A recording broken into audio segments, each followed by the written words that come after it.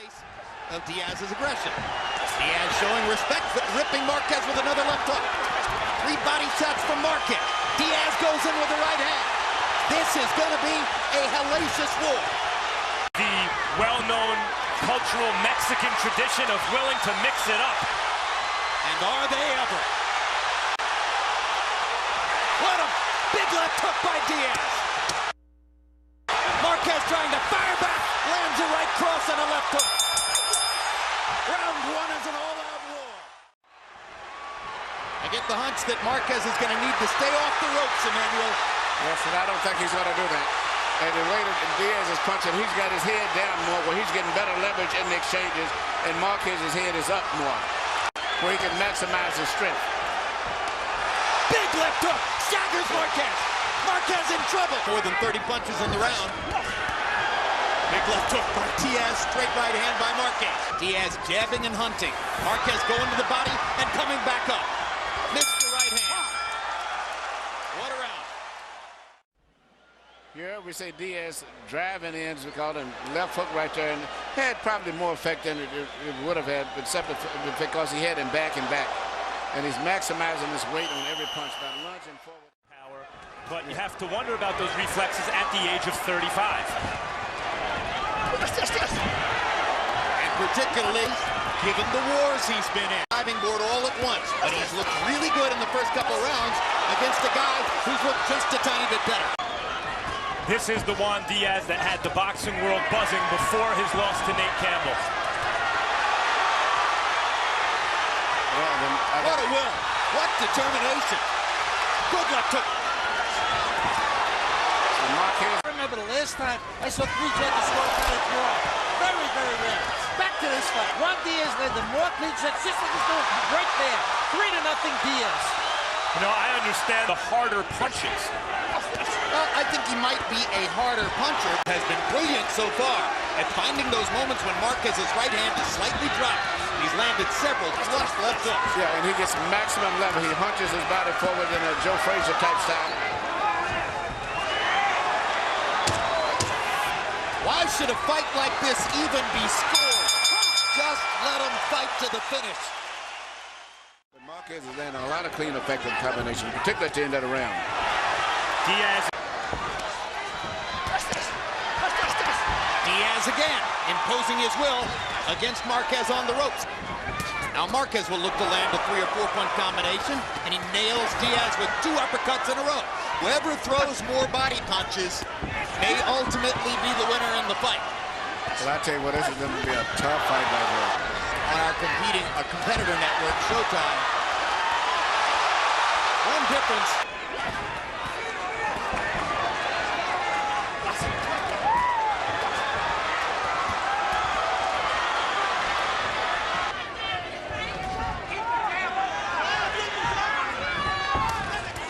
Uppercut, uppercut, uppercut.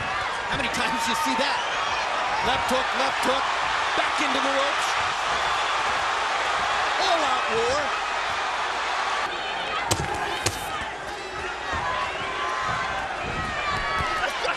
Diaz eats a hard right hand, lands a hard right hand. Stay off them ropes. When he goes on the ropes, Juan Diaz just pummels him like you're watching right here. When the fight goes into the center of the ring, Juan Manuel.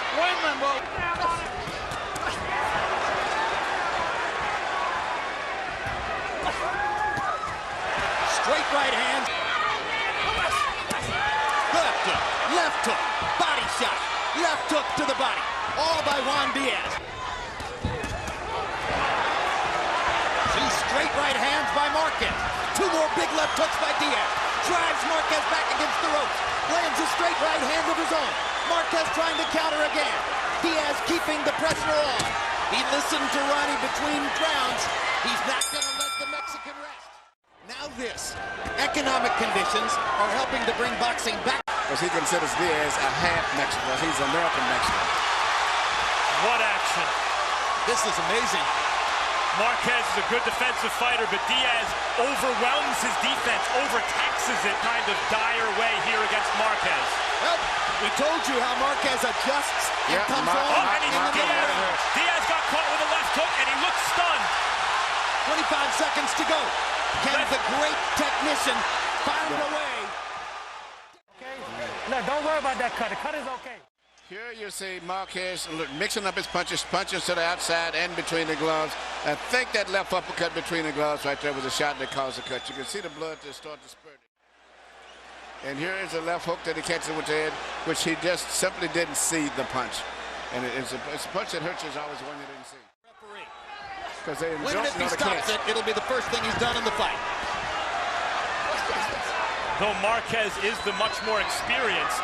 In fact, it's Diaz who's had more experience. Fighting in his hometown. And he's supposedly the stronger man. And he's hurt. A huge uppercut. Down goes Diaz. Probably go back to fighting. A experienced fighter would probably clinch, but I don't think that's what he's going to do. And look at Marquez go to the body. Look at him go to the body to try to set up the finish. And what a right hand. And that will be that.